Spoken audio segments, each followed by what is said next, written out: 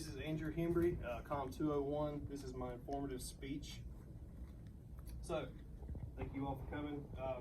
After doing an informative speech for my communications class 201, and the informative speech I have selected is on oversleeping, which is something I feel like everyone struggles with, and it's something a little different. It's not, your kind of presentation that everyone does. So during this presentation, I'm going to discuss a couple things, what oversleeping is. I'm going to discuss what sleep is and the stages of sleep. I'm going to discuss a couple stories with my experiences of oversleeping. I'm going to provide some tips on prevention, something to keep you from oversleeping. So, let me start off by asking, anybody here ever overslept? Or has anyone struggled with oversleeping? I know you do. It's something we all deal with. So, a couple of stories. When I was 16 years old, I lost my very first job. When I worked at Food Line, we had a rolling 10-day period to where you couldn't be late more than, I believe it was 5 times. I was late those 5 times. I was 25 minutes late each single day, and they ultimately let me go. Story number 2. Very first date with my wife, I was 30 minutes late for. I was to meet her at a steakhouse at 7 o'clock. I took a 4-hour nap, and I was late. Luckily, she still married me, obviously. We're still together. So, please note, oversleeping is not a form of laziness. Some people legitimately have a problem waking up in the morning. I am one of those people. So, what is oversleeping? Oversleeping is just that, sleeping longer or later than someone intended. You set your alarm for 5 a.m., wake up at 6. We've all done it. So there are a number of reasons that can cause someone to oversleep. Thyroid issues is a big one, heart disease, sleep apnea, depression, and even some medicines have been linked to oversleeping or keeping someone asleep longer than intended. So what I struggle with is called hyperinsomnia. According to Healthline.org, hyperinsomnia affects about 2% of people in the United States. It's considered the long sleeper. It's the long sleeping disease. People with hyperinsomnia generally need about 10 to 12 minutes of sleep. 10 to 12 minutes? 10 to 12 hours of sleep to feel normal. And this is something that I do not during the week, but on weekends. 12 hours, that's no big feat. So, according to hopkinsmedical.org, the average person ages 16 to 64 needs 7 to 9 hours of sleep. So that's the big difference between what I have and what the normal person, how they sleep. And as previously stated, sleeping longer than the recommended 7 to 9 hours has been linked to many health issues. So before we can tackle oversleeping and what we can do to prevent oversleeping, I think it's important to understand what sleep is. So, does anyone know how many stages of sleep there are? 3. 4. Congratulations. Technically, there are stages 1, 2, and 3. Then there's REM sleep, which is stage 4. So, Dream sleep. Yeah, dream sleep. So, actually, just took away one of my cue cards there, Herb. Sorry, bro. Sleep is defined as a condition of the body and mind typically reoccurring for several hours every night. This is where consciousness is suspended and your nervous system is inactive. That is the official definition. So as stated, there are 4 stages of sleep. Stage 1, 2, 3, REM sleep. Stage 1, your eyes are closed and your body is getting ready for light sleep. This is 10 minutes. Generally, you're not fully asleep yet, but you're getting ready.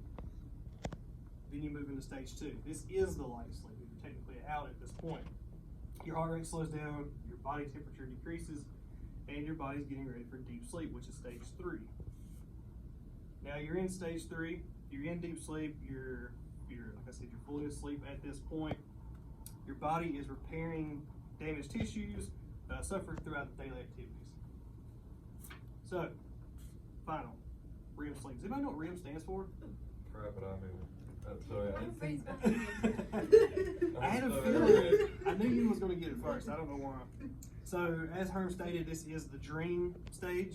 Generally lasts about 2 hours, and that's what you're doing. You're dreaming during these 2 hours. Something interesting I found about the cycles of sleep. It goes back around. So you don't stay in REM sleep through the entire night. You actually circle back to stage 1. Go to stage 2, 3, back into REM. And REM sleep actually gets longer throughout the night, so that's why you sleep. Now we've learned a little bit about oversleeping. We've learned what the stages of sleep are. Now we can discuss some tips. I have found 10 tips online, actually webmd.com, and I have 2 bonus tips that I've learned through my experiences, something I think helps out a lot. So, I'm just going to touch on these because there are 10 or 12. So, number 1, this is the most obvious one. Get a good amount of sleep at night.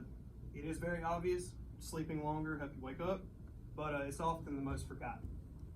A lot of people wait till the very last minute to wake up or to go to sleep. Number 2, keep distractions out of the bedroom. This includes no reading, no watching TV, no laptops, etc. Keep all these things in the living room. When you go into the bedroom, you're there to go to sleep. Nothing else. Number 3, set a consistent wake-up time. This includes the weekend. Set 6 a.m., 7 a.m., but do it every single day. This will keep you from oversleeping. This will keep you from thinking, oh, I can sleep till 7 o'clock one day or 8 o'clock the next day. Stay consistent. Make your bedtime earlier. This is the 4th. Improving the amount of sleep will help you to not wake up tired and long for that afternoon nap. Good afternoon nap. Set consistent meal times. 3 hours before bed is the latest you should eat. When you go to bed full, it may help you fall asleep, but it won't help you stay asleep. Number 6, exercise. It's a proven fact, 30 minutes of exercise every single day makes you tired. So when you go to bed, you stay asleep longer. Number 7, don't nap late into the day. Like I just said, good afternoon nap always feels pretty good, but this is something I struggle with because I like a good nap. Late afternoon naps can make you less sleepy at bedtime.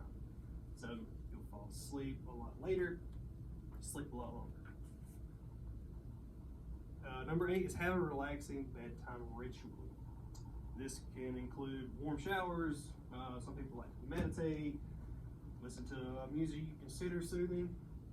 These are all good examples of routine you can get into to help your body fall asleep. Number 9, that is avoid the nightcap. That means no drinking alcohol before bed. It's a proven study that alcohol, many people believe that alcohol helps them fall asleep, but in actuality, it does not keep you asleep, and this is actually a form of insomnia. Number 10, if all else fails, seek a specialist.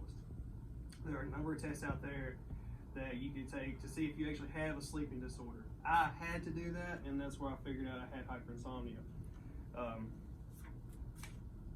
Bonus tips. So, bonus tip number 1.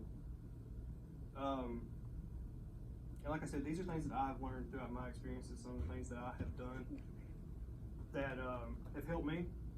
Number 1, set 5 alarms on your iPhone or Android, whoever's an Android user. I'm not. And then you want to set, I meant to look at her. And then you want to set your phone outside of arm's reach. So you actually have to try to do this and then push it. This will help you to actually get out of bed to turn that phone off. And then if you're not super duper lazy, you can just stay up. Final bonus tip. Marry someone that's an early bird. My wife wakes up at 7 a.m. every single day, doesn't matter if it is a weekend, a Monday, or a Friday.